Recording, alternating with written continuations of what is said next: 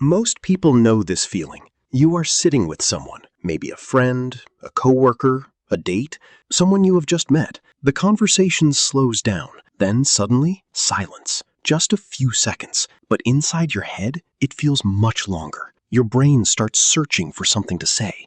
Anything. You ask a random question, you laugh for no reason, you look at your phone, you comment on the weather. You say something that did not even need to be said, just to make the silence disappear.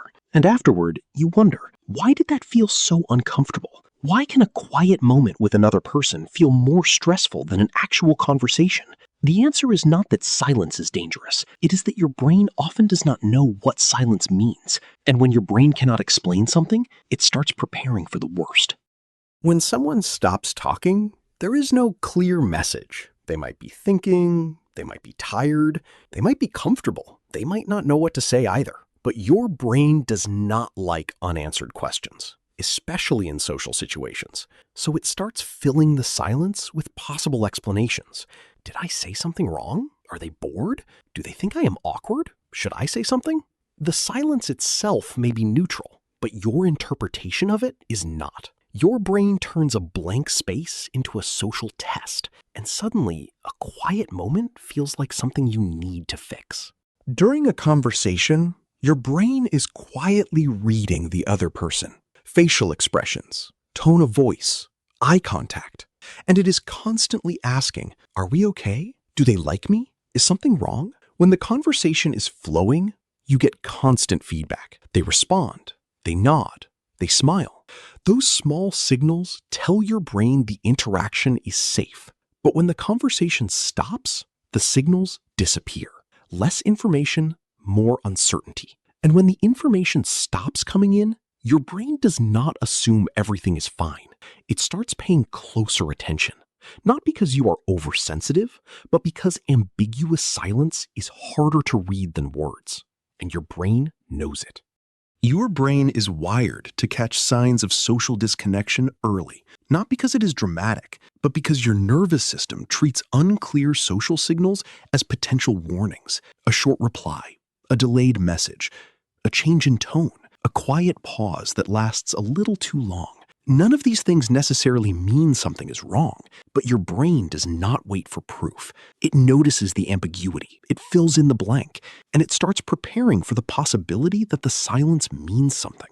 That is why silence can feel personal, even when it has nothing to do with you.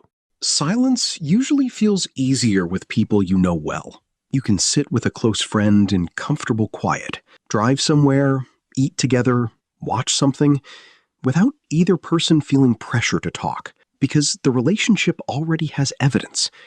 You know they like you. You know the connection is still there, even when nobody is speaking. But with someone new, there is less evidence. The relationship still feels uncertain. Your brain has not learned what their silence means yet, so every pause becomes a question. The less secure the connection feels, the louder the silence becomes. There is another layer to this. When silence arrives, many people feel responsible for filling it, especially when they are trying to make a good impression. You may believe that if the conversation goes quiet, it means you failed, that you should have said something more interesting, something funnier, something that kept the other person engaged. So your brain does something predictable. You suddenly comment on a painting on the wall. You ask a question you do not really care about. You make a joke that does not land. You repeat something you already said, not because you have nothing interesting to say, but because your brain is trying to reduce uncertainty. Talking gives you something to do. It gives you a sense of control. As long as words are coming out, you do not have to sit with the question, what are they thinking right now? But sometimes trying too hard to fill silence creates more awkwardness than the silence itself, because now you are not responding naturally. You are escaping. Here is the part most people miss. The other person may be feeling the exact same thing. They may also be searching for something to say. They may also be worried you are bored. They may also be wondering whether they should speak first. So both of you sit there, both trying to look relaxed, both quietly panicking. Two people, each assuming the other is judging them, when really, both are just trying to avoid being judged. That is why social silence can feel so strange. It is not always a lack of connection. Sometimes it is two people caring too much about creating one. There is a difference between uncomfortable silence and comfortable silence. Uncomfortable silence feels like a question mark. You do not know what the other person is thinking. You feel pressure to fix the moment. Comfortable silence feels different. It feels like you do not have to perform. You do not have to prove that you belong. You can simply exist next to someone without filling every second.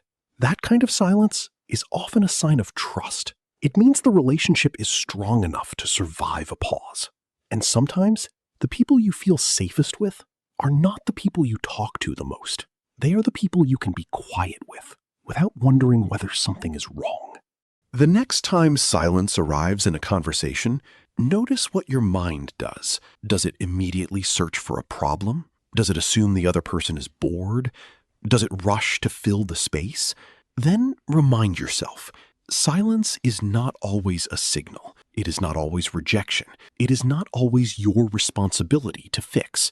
Sometimes it is just a pause, a moment where two people are thinking, breathing, existing in the same space. And the more you allow yourself to sit in that pause, the more your brain learns something it did not know before.